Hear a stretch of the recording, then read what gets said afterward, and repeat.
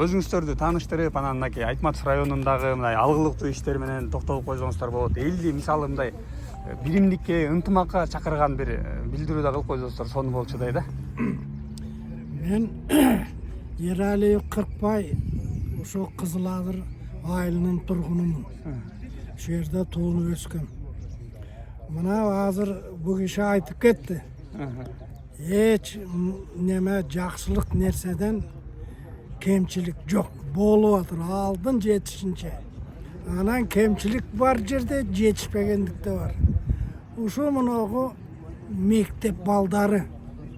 Ушуларга биз кайдыгерлик деген ошону жоя албай атырбыз.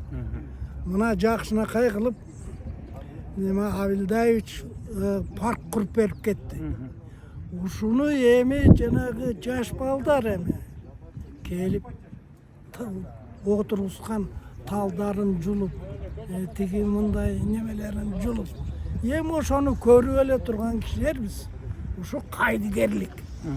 Анан башка иштерин оңдоп эле жатыры, паракорлорун камап атыры. Анын баары жакшы. Бул өкмөттүн саясатына биз ыраазыбыз. Жакшы. Кайдыгерлик боюнча сонун айтып бериңиз. Мынакей келиңиз. Аксакал, сизден дагы бир жакшы пикир